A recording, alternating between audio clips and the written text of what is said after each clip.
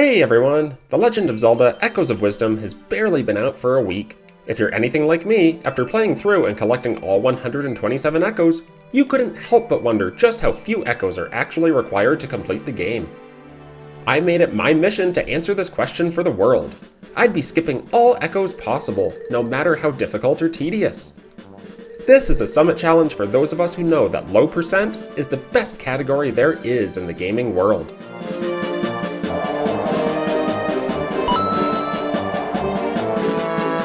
Right off the bat, you're going to be learning the table echo to break out of your jail cell.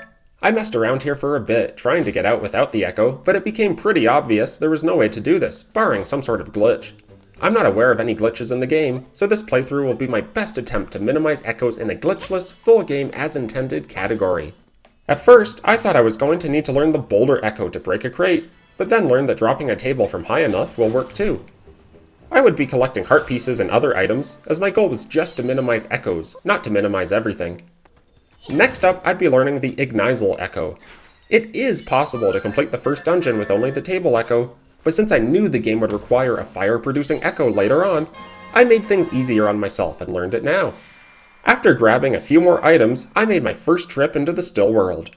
In this room, it is possible to kill the 5 monsters just by throwing the 9 crates, as long as you get a double hit with at least one of the crates. But since I had fire, I simply burned all these guys instead. From there, the path to the Southern Ruins dungeon is straightforward. You immediately learn Bind, which will be needed later to build precisely placed table staircases.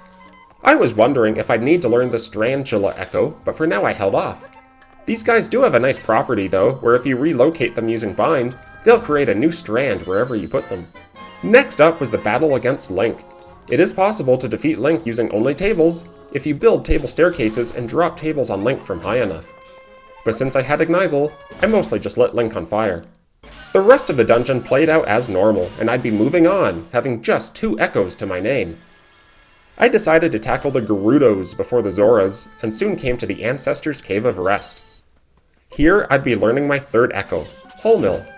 I was pretty bummed about this one, as it was basically a one-time use, but you need it here to burrow through the sand. And right after that is the first required use for Ignizel, to light the 2 torches. There is no other fire source in the room to borrow. After completing more Gerudo busywork, I entered the stilled Desert Temple ruins. Reaching this friend of Try's would be my first real test of platforming. My biggest fear was I'd have to go learn the bed or flying tile echoes, and after coming up well short jumping from a well-placed table staircase, things weren't looking good. My only hope was that there was another object laying around these still world ruins that I could add to the staircase. I first tried with a sand piranha, but didn't have success. I looked around, and much to my relief I noticed a boulder. I brought it all the way back with me and added it to my 4-table staircase. Would it be enough this time?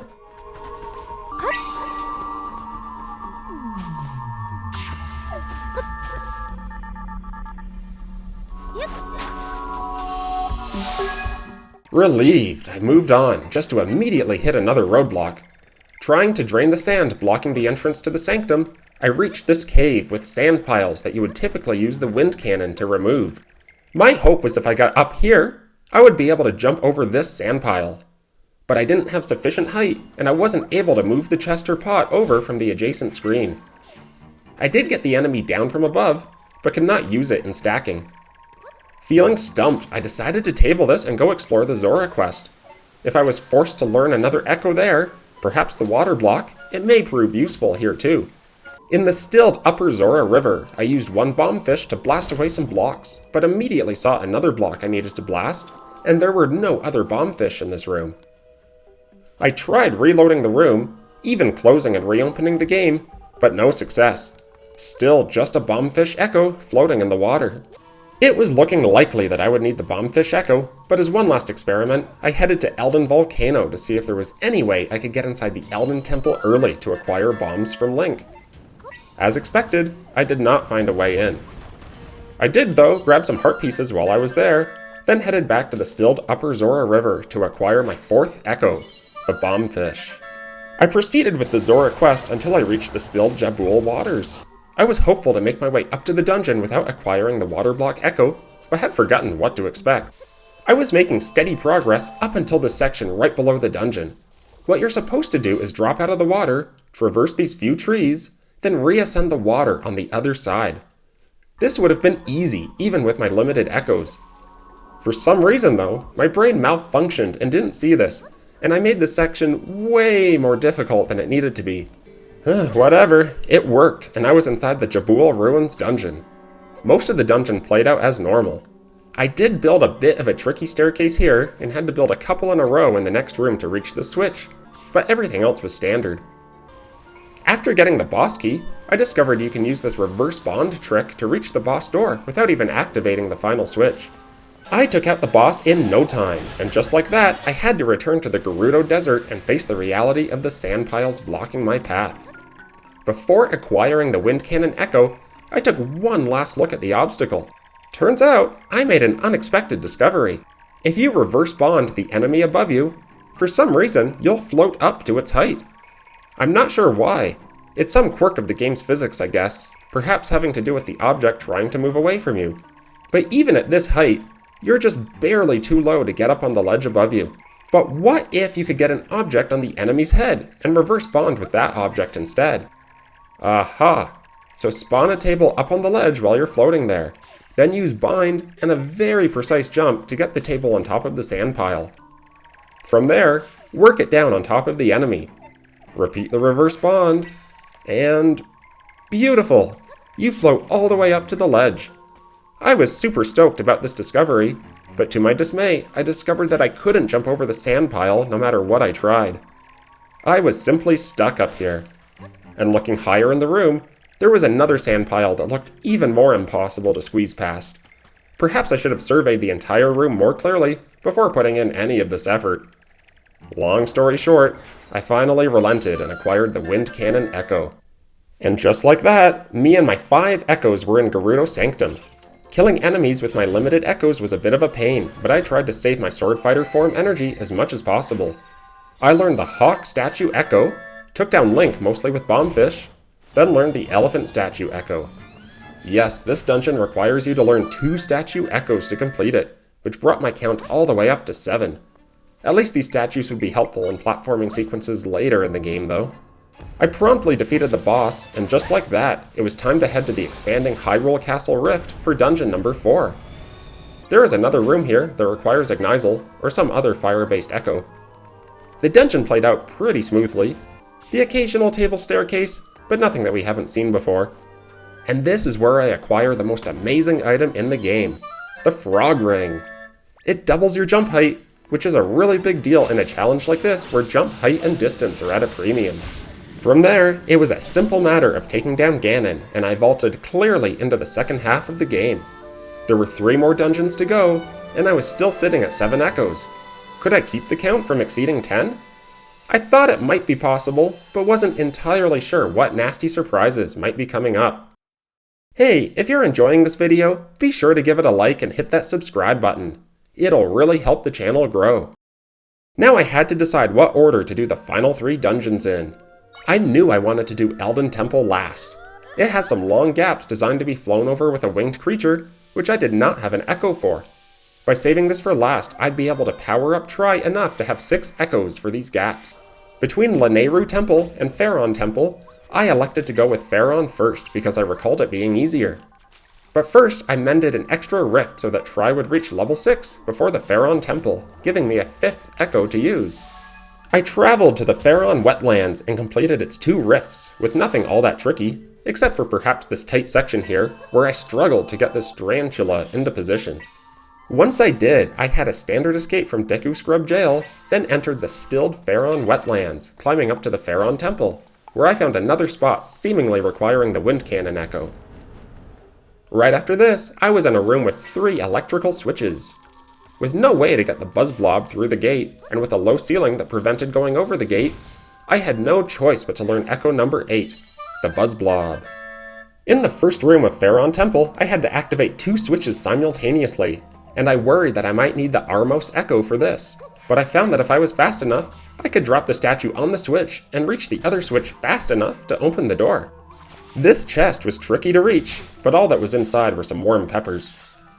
I reached another dual switch puzzle and was stumped again at how to activate both simultaneously without an R mouse. But I realized I could drop a table on one switch by despawning the table holding it up at the same moment I jumped onto the other switch. The hawk statue weighs a lot more than a table and is 3 times taller. I don't think I could have solved this weight balancing puzzle with only tables, even if I had the full 6 echoes. I grabbed the boss key and finished off the boss without any difficulty, meaning I now just had 2 temples left and was at an echo count of 8. Next up, I made my way to the Lanayru temple as I had planned. I killed this guy with a torch to get an energy belt. I figured it couldn't hurt. I mended a rift for Conde, then proceeded higher up the mountain, using the height of the hawk statue to my advantage. After using an awkward table staircase to acquire the ice spikes, I found in the next cavern that jumping in the hole was sometimes the best way to get a table into a tight spot.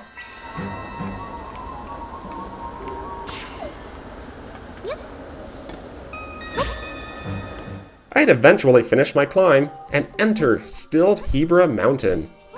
There was some tricky platforming in here and I made good use of the hawk statues, but there was nothing that made me sweat too much. I'd reach Lanayru Temple and start working through it. When I came to this room, I did have a bit of anxiety over how I was going to cross this gap.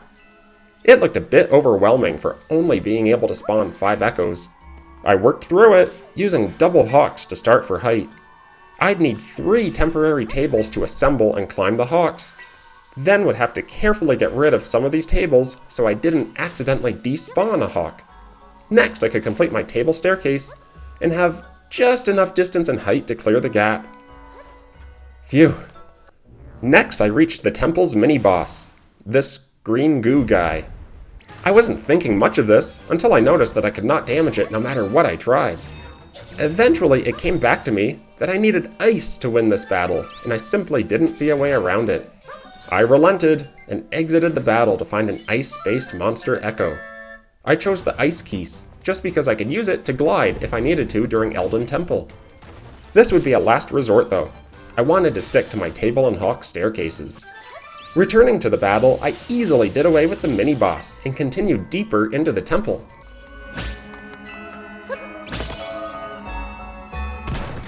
This Wolfos battle was a pain, but my bow mostly kept them at bay. I would need to use both my fire and ice echoes to defeat the temple's boss. With the battle over with, I now had only Elden Temple left, and my echo count was 9. I freed Darstan from stilled Goron City without any obstacles. Although a couple more rifts would bring Tri to level 9 and grant me another echo, I decided to try completing Elden Temple with only 5 echoes. This would demonstrate that it could have been completed first. After some busy work, I started making my way to the temple with Darstan. Again, I could have used the ice keys to float through some of these sections, but I wanted to demonstrate they were all clearable using only tables and hawks. I reached Stilled Elden Volcano and progressed through using basic table staircases until I reached Elden Temple. It was looking like table staircases would carry me to the finish line, so I was in for a rude surprise when I reached this obstacle. How on earth was I supposed to manage this gap? I certainly didn't want to claim the Lava Rock Echo just for this. Could I do some reverse bonding magic with the nearby Fire Octo? Turns out, the solution was easier than I could have hoped. The Hawk statue actually floats in lava, similar to the Lava Rock. So some quickly placed hawks and tables is all that I needed. I would abuse the Hawk's ability to float in lava, using it to simplify spots that would otherwise need a table staircase. The battle with Link is laughably easy, and I would claim the bombs as a reward, even though I didn't need them. It was only at this point that I realized I could spawn tables underneath myself when jumping, at least when wearing the frog ring. This made it much easier to ascend in straight vertical spaces.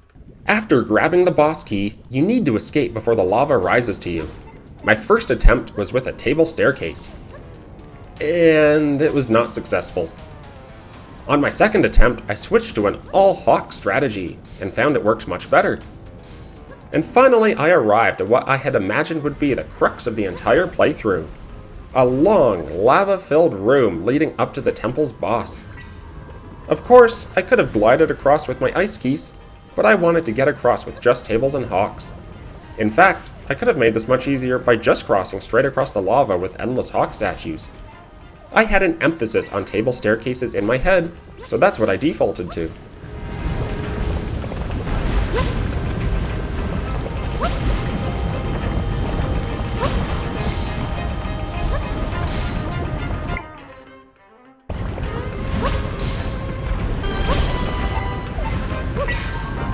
Pro tip, don't fall in the lava here or you'll move back to the midpoint of the room. On my second try, I cleared the final gap just before the lava geyser destroyed my table staircase. After an uneventful battle with Volvagia, I had done it. All dungeons were now complete, and I was still sitting at a count of 9 echoes. I was off to the Eternal Forest to finish the game. Now, if you're familiar with the game, you'll know that echo number 10 was waiting there for me, the Ancient Orb. I did try carrying the single orb around to each of the 6 pedestals, but as expected, this did not work. All 6 need to be lit up simultaneously, so I came to terms with having to learn echo number 10. From here, I had a quick chat with the Deku Tree, and had fun one more time with tables and hawks while crossing the stilled ancient ruins.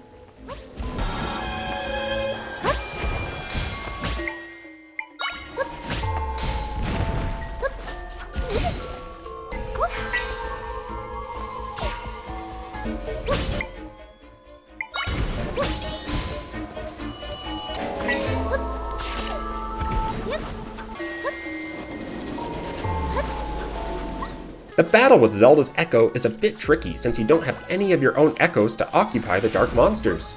But with some patience, you'll get your chances to attack and finish her off. It was time to head into Null's body with Link. This plays out like usual, except that without any good echoes, you basically need to run around while Link kills everything. Then there's this room where you're separated from Link and have to do your own fighting. I ran around while spawning bombfish and took a ton of damage, but eventually I got through. Here's the final use of tables and hawks in the playthrough, ascending up to the final boss. The battle with Null is mostly the same as usual, except that you don't have any echoes to occupy the monsters, so these stretches when you and Link need to take out the wall hands become quite chaotic.